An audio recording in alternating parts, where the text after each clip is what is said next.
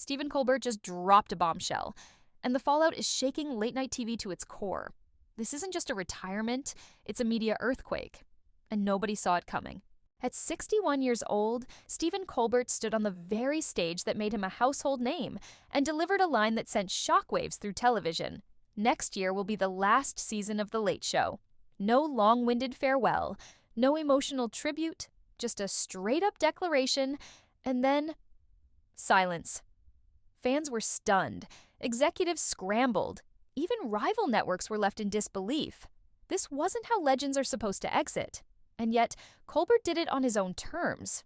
Or did he? Behind that moment of apparent control was a sea of confusion. Why would CBS kill off one of its highest-rated late-night programs? What Colbert done, or was he being done in? This announcement was a thunderclap, not a whimper. It shattered the image of stability CBS had long maintained, and it left a massive question looming over the entire industry. What really happened behind the curtain?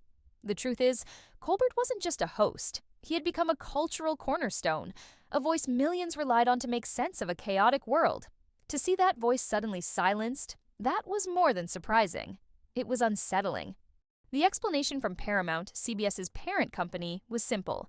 Budget cuts, financial strain. A tough call, but insiders weren't buying it. How does one of the most watched, most decorated talk shows get canned under the guise of cost saving? Especially when it was still drawing millions of viewers and dominating its time slot? Something wasn't adding up. Some executives claimed The Late Show was costing the network up to $50 million per year, but other insiders pushed back, saying even if the show ran at a deficit, it was a flagship brand. Killing it felt like setting fire to your own lighthouse in a storm, and that lighthouse had just started shining brighter than ever. Colbert's recent ratings surge in early 2024, and his 6th Emmy nomination only deepened the mystery. Canceling a hit? That's not just strange, it's suspicious. The move felt sudden, almost surgical. And it came right on the heels of something even more controversial, a monologue that may have gone too far for the powers that be. Colbert didn't go out quietly. In one of his final broadcasts, he lit a match beneath his own network. He publicly slammed Paramount for a $16 million settlement paid to Donald Trump. He called it what he believed it was, a bribe. A bribe meant to help Paramount push through its proposed $8.4 billion merger with Skydance Media, a deal that still needed the green light from the FCC. Colbert mocked it, tore into it, and didn't hold back. And then, just days later, Paramount canceled The Late Show. It was more than controversial commentary, it was mutiny from within. Colbert's jab may have been the last straw for corporate brass trying to steer clear of political chaos. Coincidence? Maybe. But if you believe that, you haven't been paying attention. His monologue didn't just hit a nerve, it exposed one. And in a world where billion-dollar mergers hinge on quiet compliance, Colbert chose noise. He chose truth. And that choice may have cost him everything. Jon Stewart, Colbert's mentor and the godfather of modern satirical news, wasn't buying it either. On a podcast just weeks before the news broke, he hinted something was off. "My spidey senses are tingling," he said. No official memos, no meetings. Just a weird, creeping silence in the world of late night. He joked about being pushed out of worse places, but the truth behind the joke was clear. If Colbert could get cut, anyone could.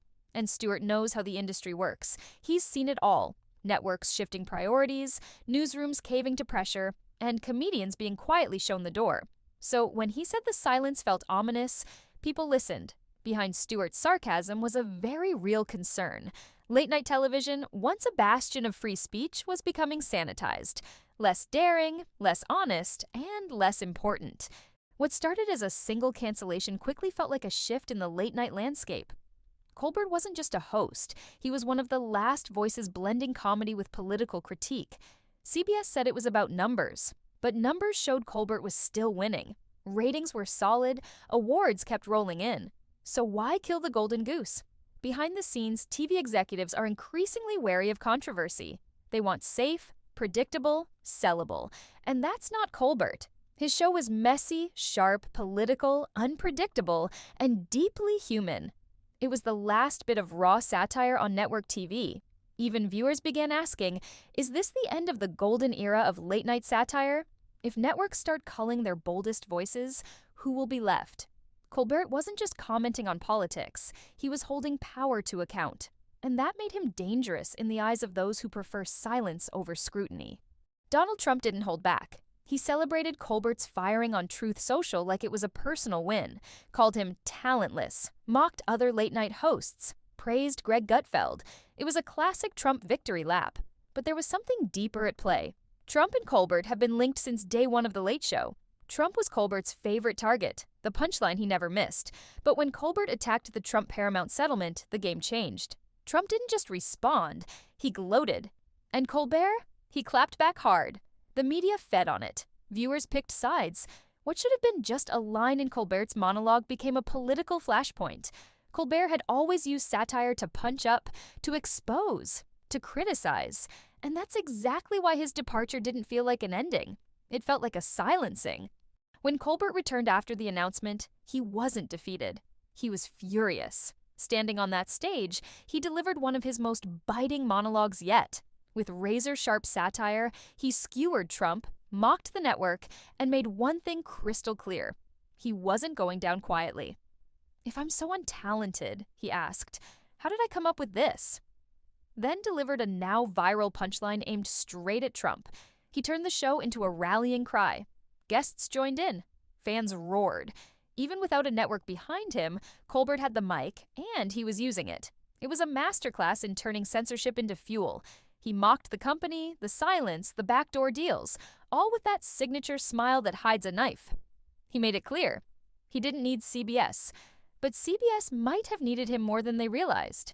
Across the board, late-night peers and political figures erupted. Jimmy Kimmel, Jimmy Fallon, even Jamie Lee Curtis called out CBS. Senators like Adam Schiff and Elizabeth Warren demanded answers. Bernie Sanders called the timing no coincidence. Why silence Colbert now? What was CBS afraid of? Meanwhile, the FCC clapped back, saying no one was immune to economic laws, but their tone only added fuel to the fire. This wasn't just about one man. It was about a shift in how media handles dissent. And when fellow comedians and even political figures unite behind a single question, it stops being entertainment. It becomes a movement. In a world where silence is easier than truth, Colbert chose the harder path, and for that, he paid the price. With The Late Show ending in May 2026, Stephen Colbert is free to stream, free to podcast, free to write, and more importantly, free to speak without corporate filters. Streaming giants are already circling. Netflix, Apple TV, Amazon, they want unfiltered, fearless content. And Colbert delivers that in spades. Some say he'll dive into writing or producing. Others say we'll see a more introspective Colbert, faith-driven, philosophical, and bold in new ways. And then there's Spartina Industries, his own production company, his own rules.